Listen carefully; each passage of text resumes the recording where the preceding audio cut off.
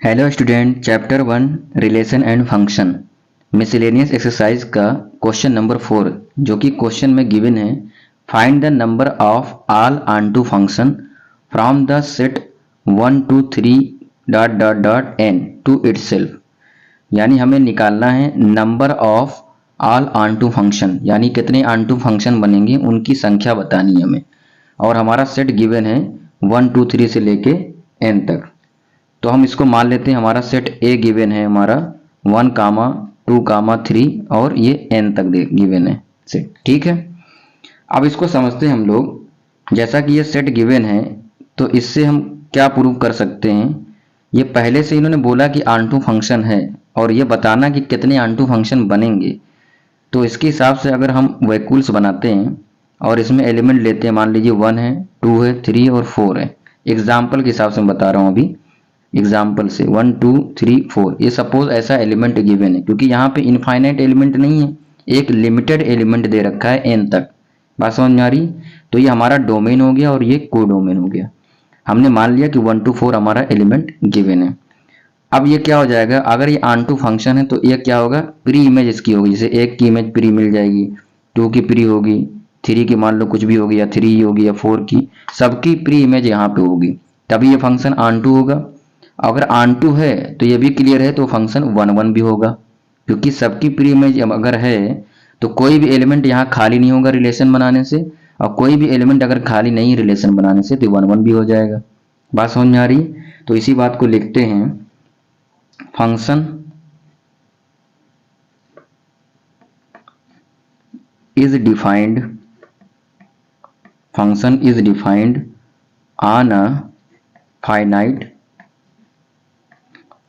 set A and f is onto, so it must be 1 1 function.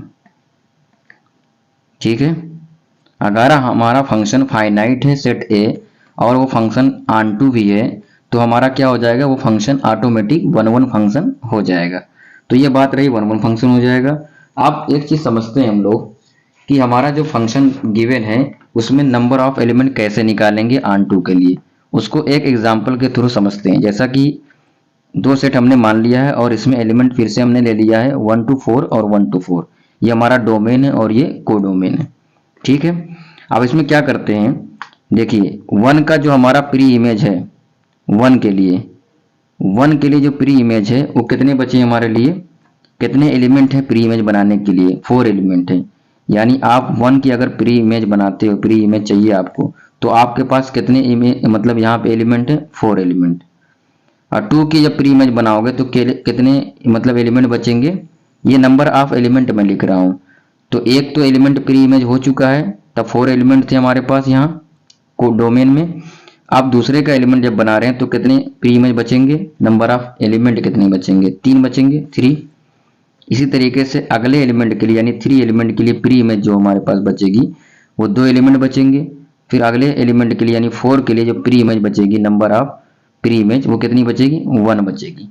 इस हिसाब से देखिए ऑन फंक्शन में जो हमारा नंबर ऑफ ऑन फंक्शन बन रहा है वो 4 इंटू 3 इंटू 2 इंटू 1 बन रहा है। तो 4 इंटू 3 इंटू 2 इंटू 1। आप ध्यान से देखें तो ऐसा क्या है, ये फैक्टोरियल 4 है, क्योंकि 4 इंटू 3 इंटू 2 इंटू 1 क्या हो जाता है, फैक्टोरियल 4 हो जाता है। तो इसका मतलब ये हुआ अगर 4 एलिमेंट यहाँ पे हैं और पूछा जाए ऑन टू फंक्शन के कितने नंबर बनेंगे, कितने number of onto function होंगे, तो इस हिसाब से कितना हो जाएगा, 4 फैक्टोरियल हो जाएगा। यही चीज इस क्वेश्चन में पूछी गई है, लेकिन यहाँ पे क्या है, n दे रखा है एलिमेंट। अब n एलिमेंट दे रखा है तो हमें क्या बनना चाहिए, n के हिसाब से हमें क्वेश्चन लगाना है। तो n के हिसाब से लगाते हैं। तो पहली बात तो ये हमारी प्री इमेज बनेगी, यहाँ पे मैं बना लेता हूँ वैक्यूल्स ताकि क्लियर तरीके से समझ में आ जाए। वैक्यूल्स बना लीजिए। मान लीजिए यहाँ पे 1 है 2 है 3 4 5, इस तरह से एलिमेंट कितने तक हैं, n तक हैं। सेम इसमें भी हो जाएगा 1 2 3 4 5, यहाँ पे n तक हो जाएगा। अब इसके हिसाब से देखिए 1 की प्री इमेज के लिए कितने एलिमेंट आपके पास हैं, तो प्री इमेज ऑफ 1 1 क्या है हमारा, बिलोंग टू क्या है, सेट ए का है, ये हमारा सेट ए था। ठीक, one belong to A can be any one of N element. बात समझ में आई? ये क्या लिखा गया है, वन की प्री इमेज के लिए इसके पास कितने एलिमेंट हैं जिससे ये प्री इमेज बना सकता है। हमारे पास कितना है, डोमेन में एन एलिमेंट है, इसीलिए लिखा गया pre image of one can be any one of N element. इस एन एलिमेंट में से किसी से भी इमेज प्री इमेज बना सकता है। ठीक है, इसी तरीके से similarly pre image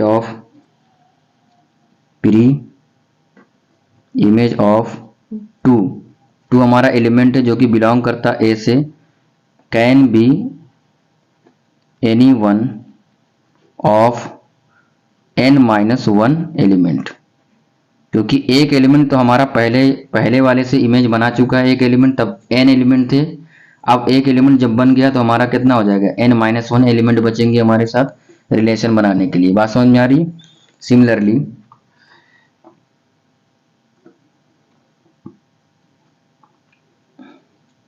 pre image of n belong to A. अब हमारा n एलिमेंट का प्री इमेज निकालना है, तो n belong to A can B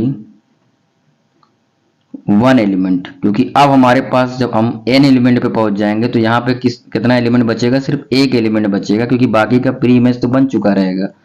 बात समझ में आ रही? जैसे मैंने वो एग्जाम्पल के थ्रू बताया था, ये एग्जाम्पल देखिए, इसके थ्रू मैंने बताया था अभी के आपको।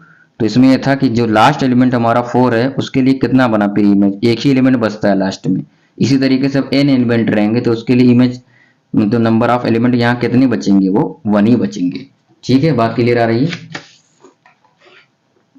तो pre image of n belong to A can be one element, तो यहां से क्या हो जाएगा, नंबर ऑफ ऑनटू फंक्शन, यहां से नंबर ऑफ ऑनटू फंक्शन क्या हो जाएगा, पहले n आएगा, फिर n-1 हो जाएगा, n-2 हो जाएगा, डॉट डॉट डॉट, इस तरह से 3 इंटू 2 इंटू 1, यानी यहां से क्या फैक्टोरियल बन जाएगा, n फैक्टोरियल बन जाएगा। और यही हमारा क्या हो जाएगा, आंसर हो जाएगा। नंबर ऑफ ऑनटू फंक्शन कितने बनेंगे, n फैक्टोरियल बनेंगे। बात समझ में आ रही? बहुत ही अच्छा क्वेश्चन था। आई होप आप लोगों को क्लियर समझ में आ गया होगा कि कैसे हम लोगों ने सॉल्व किया इसको। तो जिनको भी ये समझ में आ रहा है या जो नए आए चैनल पे, तो प्लीज़ चैनल को सब्सक्राइब कर लें, बेल आइकन को प्रेस कर दें। Thank you for watching Irshad maths YouTube channel.